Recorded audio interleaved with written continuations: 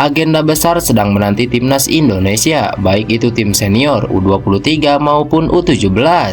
Timnas senior akan menghadapi ajang kualifikasi Piala Dunia, sementara U23 akan menghadapi Asian Games, dan U17 akan menghadapi Piala Dunia U17 di Indonesia.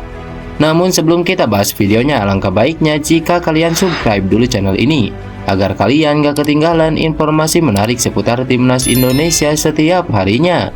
Jika sudah subscribe, mari kita lanjut. Bima Sakti tegaskan Indonesia U17 siap tempur di Piala Dunia U17. Pelatih Bima Sakti tegaskan timnas Indonesia U17 siap tempur hadapi siapapun lawannya jelang drawing Piala Dunia U17 2023. Ia tak gentar meski lawan-lawan yang akan dihadapi anak asuhnya pada turnamen tertinggi di dunia level usia U17 tahun itu berkualitas semua. Seperti diketahui, drawing fase grup Piala Dunia U17 2023 bakal segera digelar di markas FIFA yang berlokasi di Zurich. Timnas Indonesia U17 yang berstatus sebagai tuan rumah otomatis berada di pot 1 bersama tim-tim unggulan lainnya. Nantinya sebanyak 24 tim peserta termasuk timnas Indonesia U17 masing-masing akan diundi ke dalam 6 grup, yang mana setiap grupnya masing-masing dihuni 4 tim. Masing-masing grup tidak boleh dihuni negara sesama konfederasi. Sebagai tuan rumah, timnas Indonesia U17 sudah pasti berada di pot 1 alias pot unggulan bersama Brazil, Meksiko, Prancis, Spanyol, dan Jepang. Itu artinya pada drawing Piala Dunia U17 2023 nanti, skuad Garuda Asia dipastikan akan tergabung di grup A. Meski berada di pot 1, timnas Indonesia U17 bisa saja mendapat lawan-lawan yang berat jika melihat komposisi calon lawan dalam pembagian pot drawing Piala Dunia U17 2023. Bahkan timnas Indonesia U17 berpotensi masuk grup neraka. Seperti contoh, timnas Indonesia U17 kemungkinan bisa segrup dengan Inggris pot 2, Senegal pot 3, dan Kanada pot 4.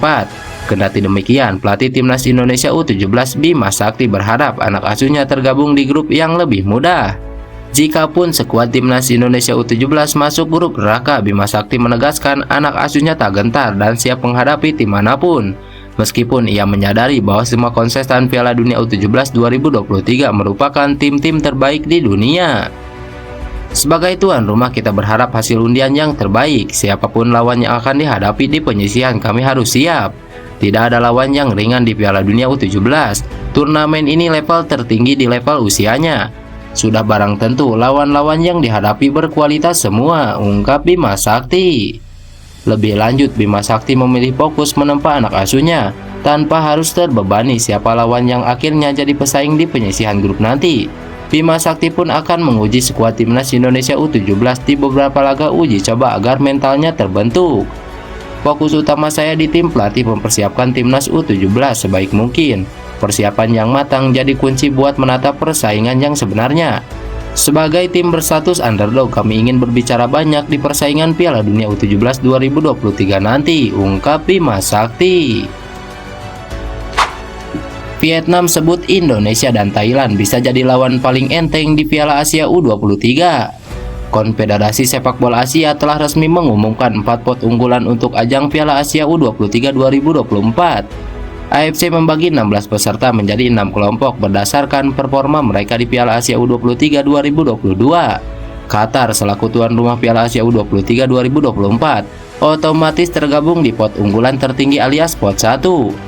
Masuk di pot 1 membuat Qatar terhindar dari tim-tim kuat yaitu Arab Saudi, Uzbekistan, dan Jepang. Masuknya Qatar ke pot 1 juga sekaligus membuat tim peringkat keempat di Piala Asia U23 2023 yakni Australia tergeser ke pot unggulan kedua. Sementara itu, Vietnam yang menempati peringkat ke-7 setelah lolos dari penyisihan grup Piala Asia U23 2022 juga berada di pot 2 bersama Australia, Korea Selatan, dan Irak.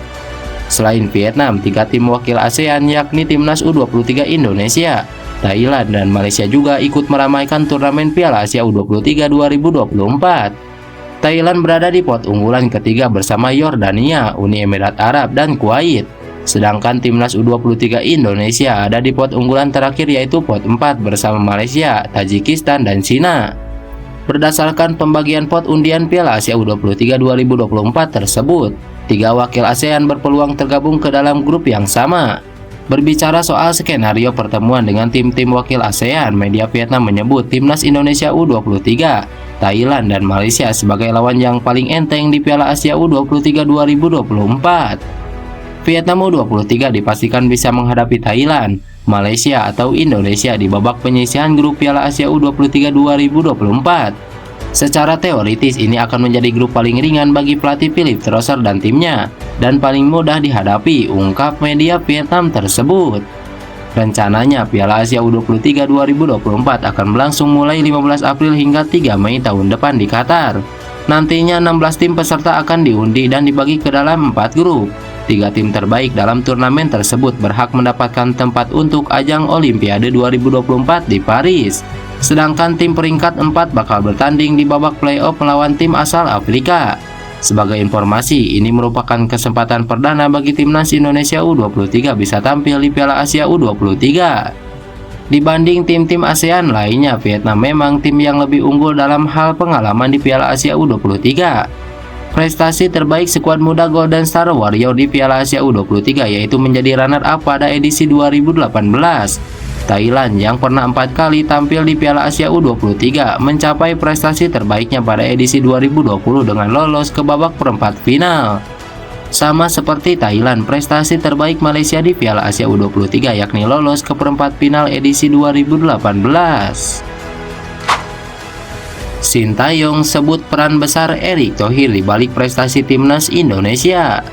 Pelatih timnas Indonesia Sintayong berhasil membawa timnas U23 lolos ke putaran final Piala Asia U23 2024. Pelatih asal Korea Selatan itu pun mengungkapkan rahasia kesuksesannya bersama timnas Indonesia. Sintayong datang pertama kali ke Indonesia pada akhir tahun 2019 untuk mempersiapkan timnas U20 Indonesia yang akan berlaga di Piala Dunia U20.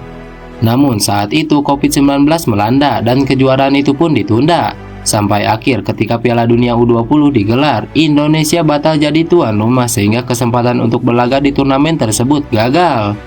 Kendati demikian, proses terus berjalan untuk timnas Indonesia dan saat berlaga di kualifikasi Piala Asia U23, para pemain tadi punya kesiapan yang matang sehingga mampu menunjukkan kelasnya di babak kualifikasi. Di samping itu, Sintayong juga mengungkapkan latar belakang kesuksesan timnas Indonesia tak lepas dari peran Ketua Umum PSSI Erick Thohir. Pada zaman Pak Erick Thohir, komunikasi lebih lancar dan Pak Ketum sering datang ke stadion. Jadi, saya sangat senang sejak Pak Erick Thohir jadi Ketua Umum. Saya mengucapkan terima kasih kepada Pak Erick Thohir atas dedikasinya terhadap timnas dan sepak bola Indonesia. Karena Pak Ketum sangat peduli sama timnas, pemain, ofisial, dan staf pelatih. Makanya itu salah satu alasan sepak bola Indonesia bisa berkembang dan berprestasi, kata Sintayong. Pelatih asal Korea Selatan itu juga mengaku kaget bisa memimpin Indonesia menghadapi juara dunia Argentina. Menurutnya itu adalah pengalaman yang sangat berharga bagi para pemain timnas Indonesia tanpa harus melihat hasil dari pertandingan tersebut. Sintayong bahkan berharap ke depan akan ada lagi laga uji coba melawan tim sekuat Argentina. Lantas bagaimana menurut kalian? Tulis pendapat kalian di kolom komentar.